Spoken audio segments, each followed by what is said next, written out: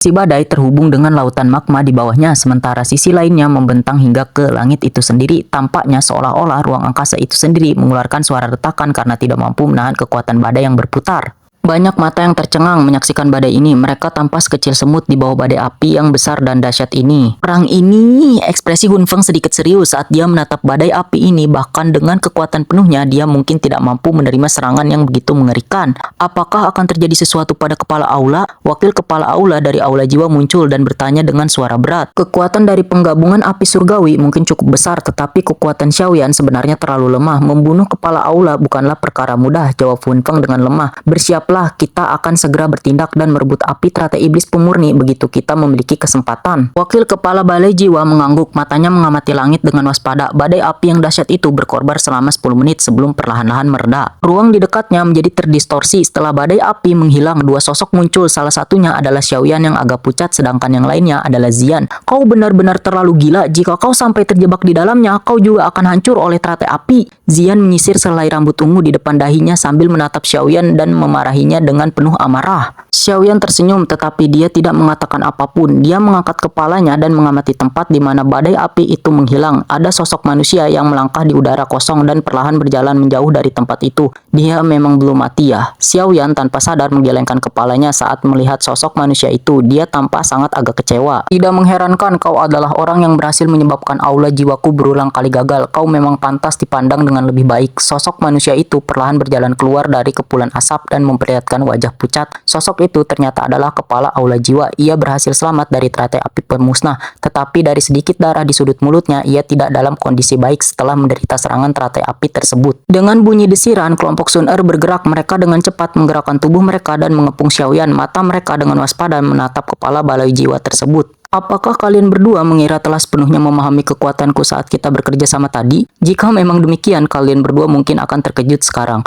Kepala aula jiwa melirik kelompok Sun Er. Setelah itu, matanya tertuju pada Zian dan Gunan Hai. Dia tersenyum aneh sebelum mengangkat tangannya dan dengan lembut membentuk segel. Setelah pembentukan segel tangan ini, aura kepala aula tiba-tiba melonjak di depan banyak pasang mata yang terkejut. Dalam waktu kurang lebih dari selusin detik, dia telah menembus batas bintang keempat tingkat lanjut kelas Dousheng dan samar-samar mencapai bintang kelima tingkat awal kelas Dousheng. Dousheng bintang 5, ekspresi kelompok Xiaoyan langsung berubah muram begitu merasakan aura kepala aula jiwa yang tiba-tiba menjadi sangat kuat. Kepala aula ini selama ini menyembunyikan kekuatannya. Kau berani ikut campur bahkan setelah mencapai bintang kelima kelas Dousheng? Sepertinya kau menganggap perjanjian antara klan kuno itu tidak berarti apa-apa. Gunan Hai berbicara dengan suara berat. Jika kepala balai jiwa hanyalah seorang Dousheng bintang 4 tingkat lanjut, tidak perlu takut padanya jika dia bekerja sama dengan Zian. Namun jika pihak lain adalah Dousheng bintang 5, keduanya akan memiliki sedikit peluang untuk menang. Hahaha, aku hanya beruntung telah melangkah setengah tingkat ke bintang 5 kelas Dousheng. Sejujurnya aku bukan Dousheng bintang 5, karena itu perjanjian belum dilanggar. Kepala aula jiwa tersenyum tipis. Setelah itu dia melangkah melewati ruang kosong tanpa mengucapkan kata-kata yang tidak perlu sambil perlahan berjalan menuju kelompok Xiaoyan. Serahkan esensi api iblis itu. Hanya di dalam mimpimu. Tatapan mata Zian sedikit dingin. Dia melangkah maju dan cahaya kemasan memancar. Cahaya itu berkumpul menjadi seekor naga emas besar yang melesat liar ke arah kepala balai jiwa. Namun kepala balai jiwa perlahan menggelengkan kepalanya ketika merasakan serangan Zian. Dia menekan jarinya perlahan ke udara. Terlihat naga emas besar itu hancur berkeping-keping saat berada 100 kaki di depannya.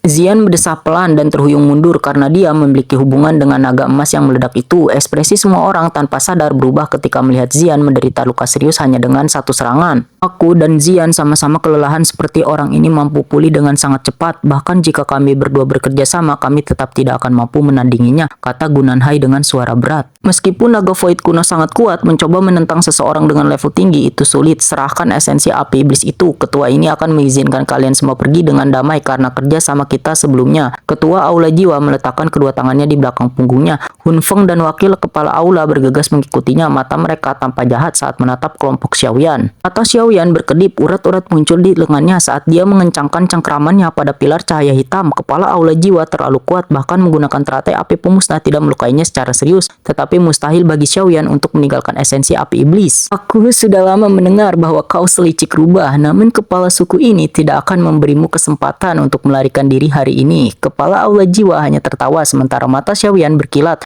Tiba-tiba dia melangkah menembus udara kosong saat tubuhnya melesat melewati beberapa orang seperti hantu.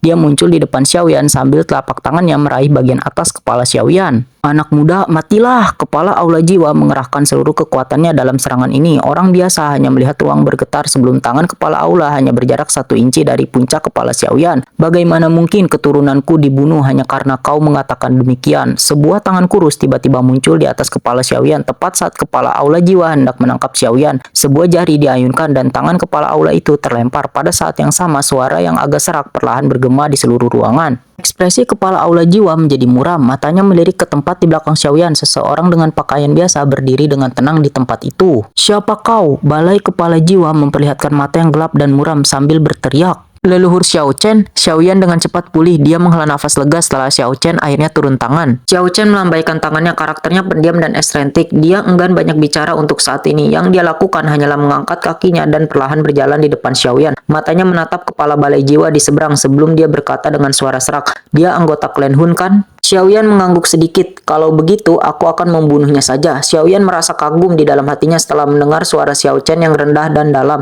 Matanya sedikit aneh saat melirik punggung Xiao Chen. "Anda anggota klan Xiao?" Kepala balai jiwa menyempitkan matanya saat menatap Xiao Chen. Sesaat kemudian, dia tiba-tiba teringat kata-kata yang diucapkan Xiaoyan sebelumnya. Matanya tiba-tiba menyempit, sementara nadanya dipenuhi ketidakpercayaan. Bagaimana mungkin? Klan Xiao sudah mengalami kemunduran. Bagaimana mungkin mereka masih memiliki dosheng elit? Ekspresi Xiaoyan tidak menunjukkan sedikit pun tanda terpengaruh ketika melihat keterkejutan kepala Aula. Kakinya hanya melangkah di udara saat ia maju. Dengan setiap langkah yang dia ambil, auranya melambung seperti gelombang yang bergejolak. Aura itu naik semakin tinggi seiring ia menjadi semakin kuat. Bintang 4 tingkat menengah, bintang 4 tingkat lanjut, bintang 5 tingkat menengah. Xiaoyan dan yang lainnya menunjukkan keterkejutan saat mereka menatap punggung Xiao Chen. Aura Xiao Chen telah menembus bintang keempat kelas Dousheng hanya dalam beberapa tarikan napas dan telah mencapai bintang kelima menengah kelas Dousheng. Kekuatan ini 1 tingkat lebih kuat daripada kepala balai jiwa.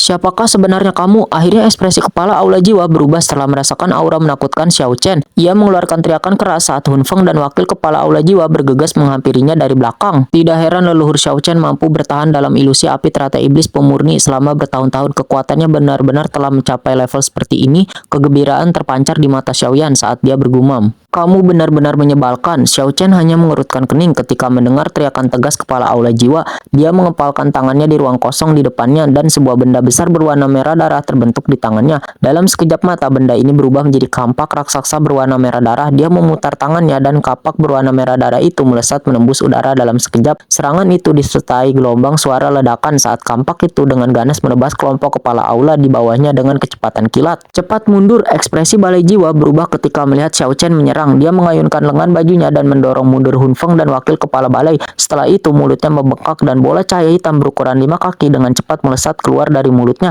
Gelombang jeritan menyedihkan dipancarkan dari bola cahaya ini seolah-olah jiwa-jiwa yang tak terhitung jumlahnya saling melahap di dalamnya. Dengan bunyi mendesir, sosok berwarna merah darah berkelabat di langit. Semua orang melihat kapak besar berwarna merah darah muncul di atas bola cahaya hitam yang baru saja dimuntahkan dari mulut kepala balai jiwa. Sebuah suara samar segera terdengar. Terlihat garis berdarah membelah bola cahaya hitam pekat itu. Setelah itu terdengar suara boom dan perlahan-lahan bola itu retak menjadi 2. Bola cahaya hitam itu bahkan belum meledak ketika dibelah menjadi 2 oleh kampak raksasa berwarna merah darah. Kepala Aula Jiwa memuntahkan seteguk darah. Ekspresinya sedikit melemah saat ia buru-buru mundur dengan wajah pucat. Serangan Xiao Chen sangat tajam seolah-olah dunia akan terbelah di bawah ujung kampak merah darah itu. Teknik penghalang spiritual. Tubuh kepala Aula itu gemetar karena bahaya ini. Jiwanya muncul dari dahinya dan lengan jiwanya meledak secara aneh. Awan hitam tiba-tiba muncul dari segala arah dan menutupi matahari saat kedua lengan spiritual meledak. Langit yang hampir tak berunjung ini tampak diselimuti kabut dalam sekejap mata. Gelombang spiritual tajam yang tak terhitung jumlahnya menyebar dari kabut hitam. Tampaknya seperti suara iblis dengan gila-gilaan menyerang kedalaman pikiran setiap orang. 3 garis berdarah menerobos lapisan-lapisan awan hitam. Saat garis berdarah pertama menembus awan, banyak riak muncul terbentuk dengan cepat di atasnya. Dalam sekejap garis berdarah pertama itu hancur berantakan. Bahkan garis berdarah kedua pun samar-samar terlihat. Membelah, kabut hitam menyebar saat suara serak tiba-tiba memberi perintah. Tak lama kemudian lapisan awan hitam hitam tiba-tiba terbelah sebelum garis berdarah melesat keluar dengan kecepatan kilat. Akhirnya garis itu melesat ke bagian tertentu dari awan hitam dengan kecepatan yang mengejutkan. Suara seteguk darah segar yang dimuntahkan terdengar saat garis darah itu melesat ke daerah tertentu. Tak lama kemudian awan hitam menyelimuti langit, mereda dan dengan cepat menghilang dengan kecepatan yang terlihat oleh mata telanjang. Semua orang bisa melihat langit ketika awan hitam itu menghilang. Mereka segera melihat ke atas dan melihat tubuh kepala balai jiwa berlumuran darah. Dia berdiri gemetar dan tak jauh dari mereka. Xiao Chen menunjukkan ekspresi acuh tak acuh saat melirik kepala balai jiwa, tetapi ada sedikit kejut di matanya. Jelas dia tidak menyangka kepala balai itu akan selamat. Kepala awala jiwa memperlihatkan tatapan tajam dan penuh amarah saat ia menatap Xiao Chen. "Oh tua, sudah waktunya untuk turun tangan setelah menonton pertunjukan ini begitu lama kan?" Kepala balai jiwa tiba-tiba berteriak. "Ah, Hun Miseng, kau benar-benar mengecewakan." Akhirnya terdengar desahan pelan dari seorang lansia, sementara kelompok Xiaoyan mengamati sekeliling. "Patua Hunmo, Anda ada di sini? Apakah klan Hun Anda benar-benar berencana melanggar perjanjian?" Gunanhai dan para tetua dari klan-klan kuno lainnya menunjukkan ekspresi yang sangat buruk saat mereka menatap lelaki tua beralis hitam ini. Mata mereka samar-samar mengandung rasa takut. Perjanjian itu tidak ada artinya jika menyangkut esensi api iblis. Pria tua beralis hitam ini yang dipanggil Patua Hunmo tersenyum. Matanya menyapu kelompok Xiaoyan, tetapi dia tidak menyerang. Sebaliknya, dia mendesah pelan dan mengalihkan pandangannya ke ruang kosong di kejauhan. Dia bertanya,